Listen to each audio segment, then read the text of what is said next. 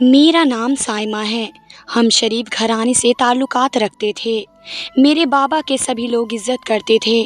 मेरी एक छोटी बहन थी, रूबी, जो अभी कम उम्र की थी। ज़िद्दी भी थी, उसे सही गलत की पहचान बिल्कुल नहीं थी। मैं 19 साल की हुई तो मेरी शादी तय हो गई। लड़के का नाम आमिर था। मैंने उसे नहीं देखा था, उसने भी मुझे नहीं देखा और मेरी शादी तय हो गई। घर में मेरी शादी की तैयारियां बहुत तेज़ी से चल रही थी। हर तरफ काम ही काम था। घर की पहली शादी थी, सब बहुत खुश थे और आज तो कुछ ज़्यादा ही अफरा तफरी थी, क्योंकि आज मेरी शादी थी। जब मैं भारी लहंगा पहनकर तैयार हो रही थी, तभी मेरी छोटी बहन तैयार होकर आई। मैंने उससे कहा, तुम बहुत प्यारी लग रही हो, मगर दुपट्टा ऐसे क्यों पहना हुआ है? ढंग से दुपट्टा पहनो। मैंने उसका दुपट्टा सही किया तो मैं हैरान रह गई। मुझे उसका पेट फूला हुआ लग रहा था। मुझे हैरत तो बहुत हुई, क्योंकि मेरी बहन बहुत दुबली पतली थी और उसका पेट कभी ऐसा नहीं फूला था। मेरे जहन में एकदम से अजीब सा ख्याल आ गया। किसी का भी बड़ा हुआ पेट देखकर सबके जहन में एक ही ख्याल आता है, जो इस वक्त मेरे ध्यान में आया। मगर मैंने उसे अपना वहम समझकर भुला दिया और अपनी शादी का एंजॉय करने लगी। मगर मुझे पता नहीं था, जिसे मैं अपना वहम समझकर झुठला रही थी, वे एक तरह से हकीकत है, और ऐसी हकीकत जो अपने साथ सब कुछ तबाह कर ले जाएगी। मैं अपनी शादी की खुशी में इस बात पर बिल्कुल ध्यान नहीं दे पा रही थी और शादी हो गई। मैं दुल्हन बनकर ससुराल आ गई। मेरी अम्मी ने कहा कि किसी तरह शादी की पहली रात तुम पति को अपना चेहरा न देखने देना, क्योंकि अम्मा एक बीबी को बहुत मानती थी। उसने कहा था कि अगर तुम चाहती हो कि तुम्हारी बेटी सारी उम्र खुश रहे, तो बेटी से कहना कि पहले दिन अपने पति को अपना चेहरा न दिखाए। मुझे बहुत कुछ अजीब सा लग रहा था। मैं दुल्हन बनकर बैठी हुई थी जब आमिर अंदर आया और मेरा घूंघट उठाने के लिए हाथ बढ़ाए, तो मैंने उन्हें रोक दिया। अब आप मेरी एक बात मानेंगे? मैंने डरते डरते आमिर से कहा। आमिर ने कहा, मैं तुम्हारी सारी बातें मानूंगा, बात तो बताओ और पहले चेहरा दिखाओ। बस मुझे यही बात आपसे करनी है। आज आप मेरा चेहरा नहीं देखेंगे, क्योंकि बीबी साहिबा ने मना किया है। अम्मा उनको बहुत मानती हैं। उन्होंने कहा है कि अगर आज तुमने देखा तो बहुत बुरा होगा। मैंने डरते डरते ये कहा। आमिर ने कहा कि ये क्या बातें कर रही हो, ऐसा कुछ नहीं होता, ये सब बातें फिजूल हैं। मेरे साथ ही बहुत बुरा होगा, जो शादी के पहली रात अपनी दुल्हन को नहीं देख पाऊंगा। और मुझे दिल में अम्मा पर बहुत गुस्सा आ रहा था। उनकी फिजूल बातों की वजह से मैं अपने पति को अपना चेहरा नहीं दिखा सकती थी, तो इतने सजने संवरने का क्या फ़ायदा। इस बात पर आमिर का मूड बहुत ख़राब हुआ, लेकिन मैंने उस बात पर राज़ी कर लिया कि तुमने अभी तक मेरी शक्ल नहीं देखी, वहाँ कल तक और सब्र कर लो। और आमिर दिल से राज़ी हो गया और मैंने अपने आप को उसे सौंप दिया। आमिर बहुत खुश लग रहे थे। अगले दिन रस्म के मुताबिक मैं मायके आ गई। सब मुझसे मिलकर बहुत खुश थे, मगर मेरी छोटी बहन बहुत ज़्यादा परेशान सी लग रही थी। मैंने उसकी वजह पूछी तो वह डर रही थी, मगर मैंने बहुत ही ज़्यादा पूछा तो वे फूट पड़ी और फूट फूट कर रोने लगी। और उसने जो बात मुझे बताई वे सुनकर मेरा दिल दहल गया। मैंने अपने दिल पर हाथ रख लिया। वे बोल रही थी वह माँ बनने वाली है, एक लड़के से बहुत मोहब्बत करती थी, इस लड़के ने उसकी इज्जत तार तार कर दी और अब वह भाग गया है। बहन की बातें सुनकर मुझे अपने कानों पर यकीन नहीं आ रहा था। मेरी छोटी बहन ऐसा कैसे कर सकती थी? इस बात को तू अब बता रही है और इतनी बड़ी बात हो गई।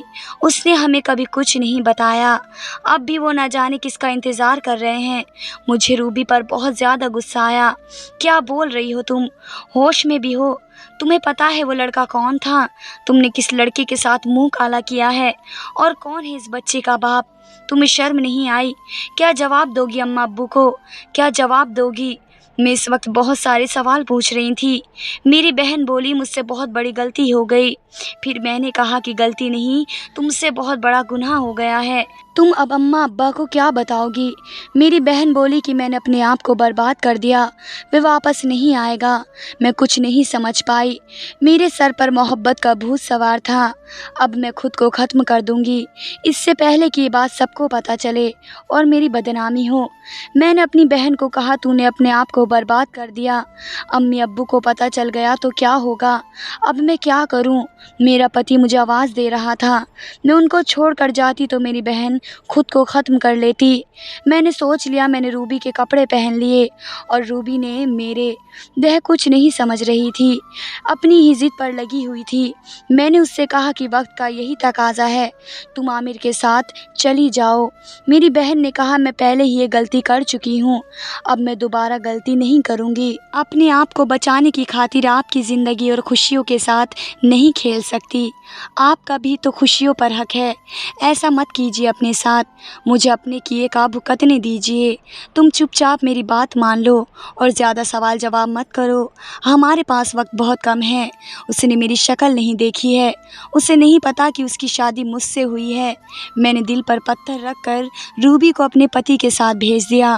फिर रूबी बोली, ऐसे कैसे हो सकता है? मैं बगैर निकाह के आपके पति के साथ कैसे जा सकती हूँ? अपनी बकवास बंद करो। जब तुम बगैर निकाह के किसी के बच्चे की माँ बन सकती हो तो रहने में क्या बुराई है? तू अपने माँ बाप की इज्जत बचाने के लिए ऐसा नहीं कर सकती। मैं तंग आ गई थी। जितना मैं अपने आप पर गुस्सा पाने की कोशिश कर रही थी, रूबी मुझे उतना ही गुस्सा दिलाने की कोशिश कर रही थी। मैंने कहा, आमिर बहुत अच्छा लड़का है, जब उसके घर वाले तुम्हें देखेंगे तो बहुत गुस्सा होंगे और तुम्हें वापस ले जाएंगे और मुझे गलत समझकर और तुम्हें सही समझकर आमिर तुमसे शादी कर लेगा। अगर शादी भी ना की तो इस राज को तो छुपा सकती हो, आमिर का नाम लेकर। मैंने रूबी को ज़बरदस्ती अपने कपड़े पहनकर समझा बुझाकर उसे आमिर के साथ भेज दिया और उससे कहा कि आमिर को पता लगना नहीं चाहिए कि पहली रात उसके कमरे में तुम नहीं थी। मुझे कुछ समझ नहीं आ रहा था, मुझे फ़िलहाल यही एक रास्ता नज़र आया। बात की बात में देखी जाएगी। वैसे भी आमिर ने पहली रात मेरा चेहरा नहीं देखा, इसके लिए आमिर को पता नहीं चलता कि इसके साथ पहली रात मैं थी। लेकिन मैं अपने सपने और ख्वाहिशों के लिए रोती रही और सबसे छिपकर बिस्तर में सो गई और सब ने लाखों आवाज़ दी, लेकिन मैंने एक ना सुनी। सब यही सोच रहे थे कि थक कर सो गई है, शादी की अफरा तफरी की वजह से नींद पूरी नहीं हुई होगी। लेकिन मैं जाग रही थी। नींद मुझ पर कैसे मेहरबान हो सकती थी? नींद तो मुझसे शायद हमेशा के लिए रूठ गई थी। मुझे मालूम नहीं था कि ऐसा कुछ भी हो सकता है। मैं तो हज़ारे ख्वाब के साथ आमिर के साथ रुखसत हुई थी। वो तो भले ही मैंने अपना चेहरा नहीं दिखाया था, लेकिन माँ को ख़तरे का पहले ही पता हो जाता है। मेरी शादी वाला दिन था कि अचानक मेरी निगाह मेरी छोटी बहन के पेट पर पड़ी तो फूला हुआ महसूस हुआ, लेकिन मेरा अपना बहन समझकर कुछ ना कहा, क्योंकि अभी वह 16 साल की थी। शादी की पहली रात ही मैंने अपने पति को अपना चेहरा नहीं देखने दिया और फिर जब अपने मायके आई तो मेरी छोटी बहन ने बताया कि वे पेट से है। मैंने फ़ौरन अपनी बहन को अपना लिबास पहना दिया और अपने पति के साथ रुखसत कर दिया। दरवाजे पर दस्तक हुई और आगे का मंजर आप खुद देख लें। मैं बिस्तर पर लेटी हुई थी और कंबल मैंने मुंह पर टांग रखा था। एक दो बार अम्मा कमरे में आई, आवाज़ देती रही पर मैं नहीं उठी और ना ही कंबल मुंह से हटाया। अंदर ही अंदर में काँप रही थी। कभी मुझे सर्दी लग रही थी तो कभी मेरा जिस्म गर्म होकर तप रहा था। मुझ में उठने की हिम्मत बिल्कुल नहीं थी। अगर मैं उठ जाती तो मेरे घर वाले मुझे देख लेते तो कयामत आ जाती। जब तक मेरे बस में था मैं इस तूफ़ान को रोक कर रखना चाहती थी, जब तक खुद तूफ़ान का रुख इस तरफ न हो जाता तब तक। तभी बाहर से आवाज़ आने लगी, यहाँ तक कि इन आवाज़ों में झगड़े का रूप इख्तियार कर लिया। अम्मी के रोने की आवाज़ आ रही थी। मैं समझ गई कि तूफ़ान का रुख मेरी तरफ हो गया है। आखिर कब तक मैं इस तूफ़ान को रोक सकती थी? बाहर काफ़ी देर तक बहस चलती रही और अब आवाज़ें मेरे कमरे की तरफ आ रही थीं। मैं एक आवाज़ का एक एक हलचल महसूस कर सकती थी। तभी धड़ाम से मेरे कमरे का दरवाज़ा खुला और बेदर्दी से मेरा कंबल खींच लिया गया। मुझे इस बात की पहले से ही खबर थी, इसलिए मैं ना डरी और ना घबराई। मैं खुद को हर हालात के लिए तैयार कर चुकी थी। मेरा चेहरा देखते ही मेरे माँ बाप की चीख निकल गई। मेरी माँ मुझे मारने लगी। मेरा बाप सख्ती में आ गया। मनहूस, तुम यहाँ क्या कर रही है? तुझे तो तेरे ससुराल में होना चाहिए। मेरी माँ मेरे हाथ को खींचकर सहन में लेकर आ गई और मुझे ज़ोर से ज़मीन पर पटक दिया। वहाँ पर मेरी सास, ससुर, मेरी छोटी बहन और मेरा पति खड़ा था। जिसने कल ही मेरी शादी हुई थी। सबके चेहरे पर परेशानी थी। आप लोगों ने हमारे साथ इतना बड़ा धोखा क्यों किया? क्यों दुल्हन बदल दी? निकाह एक के साथ और रुखसती दूसरे के साथ। आखिर क्या तमाशा लगा रखा है? शादी को मजाक समझ रखा है आप लोगों ने।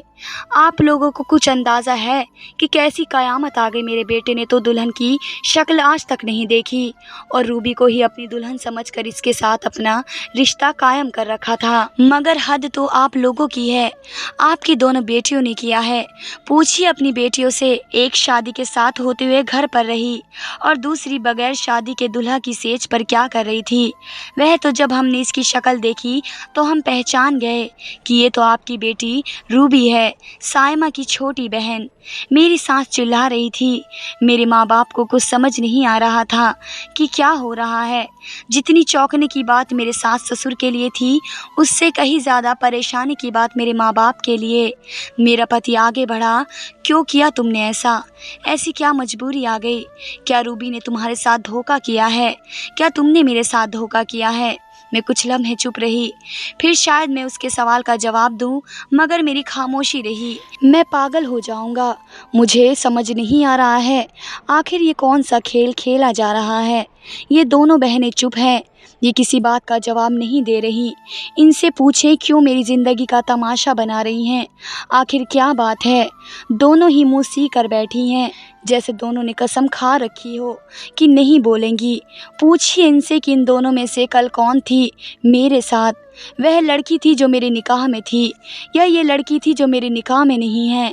आमिर अपने सर के बाल नोच रहा था, गुस्से से पागल हो रहा था। सबके सवाल बढ़ते ही जा रहे थे। अब वक्त आ गया था कि मैं अपनी खामोशी तोड़ दूं और सब सच बता दूं। मगर क्या मुझ में सच बताने की हिम्मत थी? शायद मुझ में सच बताने की हिम्मत बिल्कुल भी नहीं थी, मगर कुछ तो बताना ही था। जो ये लोग शांत हो जाते और मेरे झूठ को सच समझ लेते, फिर चाहे इस पर यकीन करते या ना करते। मगर अब मैं और ज़्यादा खामोश रहती तो पानी सर के ऊपर से निकल जाता। इसलिए मैंने अपने सिले हुए होठों को खोला, एक और झूठ बोला। मगर हैरत की इंतहा हो गई कि अम्मी रूबी को क्यों नहीं समझ पाई। अम्मी को कैसे पता नहीं चला कि वे किसी गलत रास्ते की मुसाफिर बन गई है। पता तो मुझे भी ना चल सका। रूबी ने इतनी सफाई से, इतनी खुफिया तरीके से किसी लड़के के साथ इश्क लड़ाया और इसका यही खामियाजा भुगतना पड़ा हम सबको। अब मैं इंतज़ार की सूली पर लटक रही थी कि इसी इंतज़ार में कि आगे क्या होता है। किस्मत हम दोनों बहनों के साथ क्या करती है, हमें कहाँ ले जाती है। मेरे इस फैसले से कोई फ़ायदा होता है या नहीं भी, ऐसे कई सवाल मेरे दिमाग में घूम रहे थे। मेरा सर चकरा रहा था। सोच सोच कर मैं पागल हो रही थी। आने वाले वक्त का खौफ बढ़ता जा रहा था। मेरा दिल बहुत तेज़ी से धड़क रहा था। रूबी सहमी हुई खड़ी थी और मुझे सबने कटघरे में खड़ा कर दिया। कसूरवार ना होकर भी मुझे ही गवाही देनी पड़ रही थी। अपनी बहन की इज्जत बचाने के लिए मैंने ये सब कदम उठाए और इन सब ने सबसे ज़्यादा परेशान आमिर था, क्योंकि वह जानना चाहता था कि उसने जिसके साथ शादी का रिश्ता कायम किया वह रूबी थी या साइमा थी, क्योंकि हम दोनों बहनें कद और काठी में बिल्कुल एक जैसी थी। हम दोनों बेहद खूबसूरत थी, जबकि मेरे सास ससुर इस बात पर लड़ रहे थे कि उनके साथ धोखा हुआ है। आखिर मैं कब तक खामोश रह सकती थी? आखिर मुझे सबके सवालों के तसल्ली भरे जवाब तो देने ही थे। खामोशी इस मामले का हल नहीं था। फिर मैंने अपनी ज़बान खोली। मैं आमिर को पसंद नहीं करती थी और मैं इससे शादी नहीं करना चाहती थी। मैं किसी और को पसंद करती हूँ। अब्बा से ये बात नहीं कर सकती थी, क्योंकि मैं जानती थी कि वे लोग मेरी बात नहीं सुनेंगे। मैं शादी के वक्त इनकार करना चाहती थी, मगर अब्बा की रुसवाई का सोचकर खामोश हो गई। मगर जब रुखसती का वक्त आया तो मैंने रूबी को अपने कपड़े पहनाकर ज़बरदस्ती उसे आमिर के साथ भेज दिया। दूसरी सूरत में मैंने उसे धमकी भी दी कि मैं खुदकुशी कर लूँगी अगर तुम आमिर के साथ नहीं गई। तो अम्मा अब्बा इस बात से बिल्कुल नहीं जानते हैं, इन्हें कुछ नहीं पता था। मैंने ही रूबी को मना किया था कि आमिर को अपना चेहरा ना दिखाएं। ये सब मेरा मंसूबा था। इसमें रूबी का कोई कसूर नहीं है और ना ही अम्मा का। ना जाने किस दिन से मैं झूठ पर झूठ बोलती आ रही थी। तुम होती कौन हो फैसला करने वाली, मंसूबे बनाने वाली? तुम्हें ये सब मजाक लगता है। शादी ब्याह कोई खेल तमाशा नहीं है। तुम जानती भी हो अपने मतलब के लिए तुमने एक कुंवारी लड़की को बगैर निकाह के किसी गैर मर्द के साथ भेजा है और इतना बड़ा गुनाह करवाया है। जानती हो ये कितना बड़ा गुनाह है। अपने मतलब के लिए तुमने इतना बड़ा कदम कैसे उठाया? तुम इतनी खुदगर्ज कैसे हो सकती हो जो अपने मतलब के लिए अपनी बहन को भी नहीं बख्शा? आमिर गुस्से से पागल हो रहा था, जबकि मेरे माँ बाप एकदम चुप हो गए। ऐसा लगता था कि जैसे इन्हें सदमा हो गया हो। मुझे तो यही लग रहा था कि वह मुझे जान से मार देंगे, मगर उनको चुप देखकर मैं बहुत हैरान हो गई। मेरा ससुर नेक बंदा था और मस्जिद में मौलाना था। उसने सबको चुप कराया और मामले का हल निकाल कर बहुत देर तक बाप बेटे के बीच बातें होती रहीं। बेटा गुस्से से पागल हो रहा था और मुझे तलाक देना चाहता था, मगर बाप कह रहा था कि अगर रिश्ता ख़त्म किया तो दोनों सूरतों में हमारी बदनामी होगी। लोग क्या कहेंगे कि शादी के अगले दिन ही तलाक हो गई। आखिरकार बहुत देर बाद इस बात पर सब राजी हो गए कि साइमा को आमिर तलाक देगा, क्योंकि आमिर साइमा से कोई रिश्ता नहीं रखना चाहता। मेरे ससुर ने सास को राजी कर लिया। मैंने दिल में कलमा पढ़ा। जैसे मैंने सोचा था वैसा ही हो रहा था। मैंने अपने रब की बहुत ज़्यादा शुक्रगुजार थी कि उसने हमारी इज्जत रख ली। रूबी और आमिर का निकाह उसी वक्त मेरे ससुर ने पढ़वा दिया। सबका यही कहना था कि सब में रूबी का क्या कसूर, उसने क्यों अपनी बहन के किए की सज़ा मिले, जबकि सब यही समझ रहे थे कि आमिर के साथ शादी की पहली रात रूबी गई थी। अब ज़माने को भी यही देखना था कि आमिर की शादी रूबी के साथ हुई थी, क्योंकि इस शादी के वक्त रुखसती से इनकार कर दिया था। रूबी मुझे मुसलसल देखे जा रही थी। उसकी आंखों से आंसू बह रहे थे। उसे ये दिखाया जा रहा था कि मैं बेकसूर होकर भी सबकी नज़रों में जलील हो गई हूँ और रूबी कसूरवार होकर भी मासूम है, मगर मैं उससे आंखों की आंखों में चुप रहने का कहती रही। इसी में हम सब की भलाई है। मैं अपने माता पिता से बहुत मोहब्बत करती थी। हमेशा मुझे ऐसी लड़कियों से नफरत रही थी जो माँ बाप की इज्जत अपने कदमों तले रौंद कर प्यार मोहब्बत की वजह से घर से भाग जाती हैं। रूबी को लेकर सब वहाँ से चले गए और मैं टूटी फूटी किस्मत लिए एक रात की दुल्हन शादी से तलाक तक का सफ़र तय कर चुकी थी। मेरे सारे अरमान ख्वाब टूट कर गिर गए। मैं जानती थी कि अब अम्मी अब्बू मुझे ज़िंदा नहीं छोड़ेंगे। मुझे शायद ज़िंदा व ज़मीन में दफन कर दें, क्योंकि उनकी नज़र में मेरी वजह से अपने ससुराल के सामने उन्हें शर्मिंदा किया था। मेरी वजह से उनकी नज़र झुकी हुई थी, मगर मैं चुप थी, इसलिए कि ये शर्मिंदगी इस शर्मिंदगी से कई गुना बेहतर है जो रूबी उनके सर डालने वाली थी। अम्मा बिल्कुल चुपचाप मुझे देखती रही और प्यार से अपने हाथ मेरे गालों पर फेरा। बोला, मेरी बच्ची, ऐसी क्या वजह आ गई कि तुझे इतना बड़ा झूठ बोलना पड़ा, इतना बड़ा कदम उठाना पड़ा? बता, हमें किसी ने तुझे ऐसा करने पर मजबूर किया? तुम हमसे कुछ नहीं छुपा सकती हो। हम गवाह हैं। कल हमने खुद अपने हाथों से तुम्हें रुखसत किया था और कल सारा दिन रूबी हमारे साथ रही थी इसी घर में। और मैं जानती हूँ कि मेरी साइमा बहुत ही समझदार है, बगैर किसी वजह से इतना बड़ा कदम नहीं उठा पाएगी। तुम हमेशा से बहुत समझदार और सुलझी हुई रही हो। अम्मा मुझे प्यार करते हुए बोल रही थी। मैं तो भूल ही गई कि अम्मा अब्बू ने कल सारा दिन रूबी को अपनी आंखों के सामने देखा होगा। यहाँ तक कि सुबह तक भी रूबी उनके साथ ही थी। अम्मी अब्बा आधा सच जान चुके थे। अब उनसे सारा सच छुपाना भी सरासर नादानी थी और कुछ मेरी जहनी हालत भी अच्छी नहीं थी। मैं इतनी परेशान और टूटी हुई थी कि अब मैं अम्मी और अब्बा को बेरुखी बर्दाश्त नहीं कर सकती थी। मुझे लगा था कि मैं बहुत मजबूर हूँ, मगर ये सरासर मेरी गलती थी। मैं कोई सुपर वुमैन नहीं थी। मैं भी जज्बात रखती थी। सारी उम्र शादी के नाम पर बहुत खुश हो जाया करती थी। मैंने अम्मा और अब्बा को बिल्कुल सच सच बता दिया कि रूबी उम्मीद से थी। उसके पेट में किसी का गुनाह पल रहा था। अभी शुरुआत के दिन हैं, इससे पहले कि राज खुले और बहुत देर हो जाए और आप लोग किसी को मुंह दिखाने के काबिल ना रहते, मैंने आप सबसे बगैर पूछे इतना बड़ा कदम उठा दिया। मुझे खुद आज सुबह ही पता चला। अभी भी मैं आप सबको ये बात ना बताती अगर आप खुद समझदार ना होते। अपनी बात पूरी करके मैं फूट फूट कर रोने लगी और मेरे साथ मेरे माँ बाप भी रोते रहे। उनके रोने की बहुत सारी वजह थी। एक बेटी शादी के अगले दिन तलाक लेकर घर बैठ चुकी थी। दूसरी बेटी से मिले धोखे का दुख, बदनामी, जिल्लत और रुसवाई वे हर हाल में ही उनका मुकद्दर ठहरी थी। अपनी तरबियत पर जिसको नाज होता था, आज उन्हें अपनी तरबियत पर शर्म आ रही थी। हमसे कहाँ गलती हो गई, कहाँ गफलत हुई जो रूबी क्यों बहक गई, गुनाह के दलदल में फंसती चली गई और ख़ुद को कसूरवार समझ रहे थे।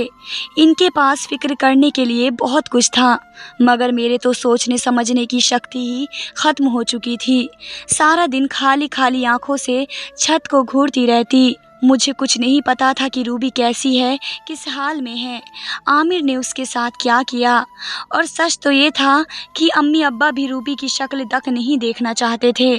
मगर शादी के 2 महीने बाद आमिर के वालिद ने बताया कि रूबी का बच्चा ज़ाया हो गया। वे लोग यही समझ रहे थे कि ये बच्चा हमारा है। वे लोग दरअसल हकीकत से अनजान थे। अम्मी अब्बा ने भी कहा कि सही है, ये बच्चा ज़ाया हो गया, वरना ये अगर बच्चा पैदा होता तो सबकी मुश्किलें और बढ़ा देता और हम लोगों को ज़मीर अंदर ही अंदर काटता रहता कि किसी की नाजायज़ औलाद को किसी के घर के अंदर पल रही है। हर बात में अल्लाह ताला की रजामंदी होती है। लोग मेरे बारे में बातें करते थे कि शादी के दिन लड़की ने शादी से इनकार किया और छोटी बहन को कुर्बानी देनी पड़ी, लेकिन इस बात से अनजान थे कि असल कुर्बानी तो किसको देनी पड़ी। मैंने अपने ख्वाब और अरमानों को दिल के कब्रिस्तान में ही दफन कर दिया। मेरे माँ बाप हर वक्त मेरी ही फिक्र करते रहते। अम्मा अब्बा ने वे शहर और घर छोड़ दिया। हम लोग फिर से अपने गांव में आकर रहने लगे। वहाँ पर ही बाबा ने अपने दूर के रिश्तेदार से मेरी शादी कर दी, जो उम्र में मुझसे काफ़ी बड़ा था। मैंने अपने माँ बाप का मान रखा और इस रिश्ते को भरपूर तरीके से अपनाया।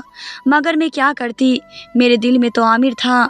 एक ही रात में आमिर के साथ रहकर, उससे निकाह में रहकर मुझे उससे मोहब्बत हो गई थी। मगर हौले हौले इस मोहब्बत को मैंने अपने दिल से निकाला और आमिर की वफ़ादारी रखने की कोशिश करने लगी। और अमन एक बहुत अच्छा लड़का था। अब उससे मेरे 2 बच्चे हो चुके थे। मैं बहुत अच्छी ज़िंदगी जी रही हूँ, लेकिन कभी कभी मुझे जब रूबी की याद आती है तो मैं परेशान हो जाती हूँ कि अब वह कैसे रह रही होगी। रूबी के ससुर जो बहुत अच्छे इंसान थे, उन्होंने अब्बा से राब्ता रखा हुआ था, जो फ़ोन से बात कर लेते। वे कहते थे कि रूबी और आमिर बहुत ज़्यादा खुश हैं, उनके बच्चे भी हैं। लेकिन मैं जानती थी कि रूबी अंदर से उदास ही होगी। उसे एहसास कभी खुश रहने नहीं दे सकेगा कि उसने मेरे हक़ पर कब्ज़ा किया है और माँ बाप से मिलने की तड़प उससे जुदाई किसी को खुश रखने नहीं देती। वक्त अपने साथ ऐसे कई किस्से और कहानियाँ लाता है और वक्त ऐसा भी आता है जब अपने साथ सारे दुखों का हिसाब लाता है और सब पिछला मिट जाता है। कई सालों के बाद रूबी ने आमिर को राज़ी कर लिया और फिर से महके आने लगी। मेरा कभी आमिर से सामना नहीं हुआ, मैं इसका सामना नहीं करना चाहती थी। मेरी सारी माओं से इल्तिजा है जिनके यहाँ पर जवान बेटियाँ हैं, मेहरबानी करके अपनी बेटियों पर निगाह रखें। ये देखें कि वे किसके साथ मिलना जुलना कर रही हैं, कहाँ उठती बैठती हैं। अपनी बच्चियों पर भरोसा करें, उन्हें अपने साथ रखें, उनकी दोस्त बन जाएं ताकि वे किसी गलत रास्ते पर ना चले। और तमाम लड़कियों को कहना चाहती हूँ, इश्क प्यार मोहब्बत के नाम पर आखिर कब तक आप सब बेवकूफ़ बनेंगी, यहाँ तक कि खुद इंसान इस कहानी का हिस्सा बन जाती हैं।